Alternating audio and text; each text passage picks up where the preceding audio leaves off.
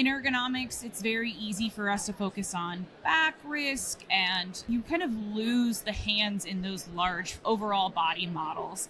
Yes, we can still look at the whole body, but we want to make sure we don't lose sight of the hands. My name is Rachel Zoky. I am a certified professional ergonomist with Velocity EHS, and I am our product manager for our ergonomic solutions. So Velocity EHS, we are a software as a service company, and we have a suite of softwares ranging from chemical management, safety, industrial hygiene, and then obviously ergonomics. Great. And we've got an article coming out in ISE magazine Yes. shortly. And can you talk a little bit about that article? Yeah, so that article was kind of prompted by a new solution that we're going to have coming out later this year, which is about hands and wrist models. In ergonomics, it's very easy for us to focus on back risk and, those kind of large body areas. They're highlighted in a lot of data.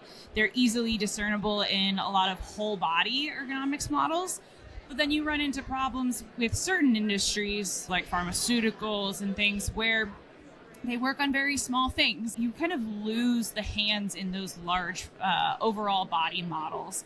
Whereas what our new tool is hoping to do is kind of focus in on the hands specifically and understand, yes, we can still look at the whole body, but we want to make sure we don't lose sight of the hands. So what I kind of highlight in that article is it's a personal story for me.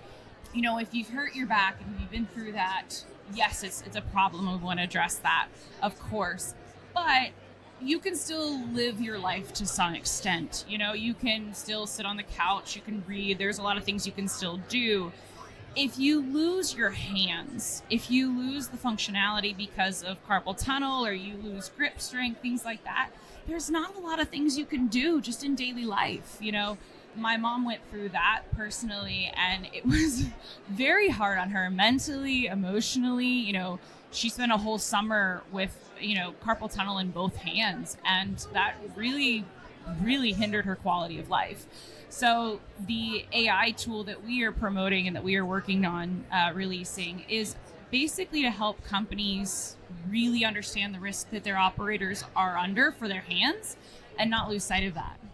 Can you talk a little bit more about how that tool helps?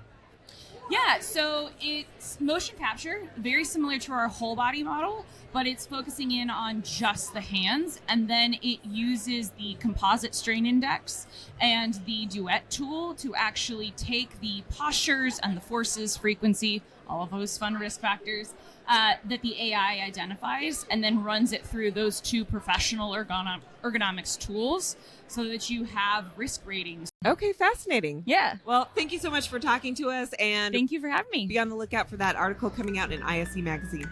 Thank you.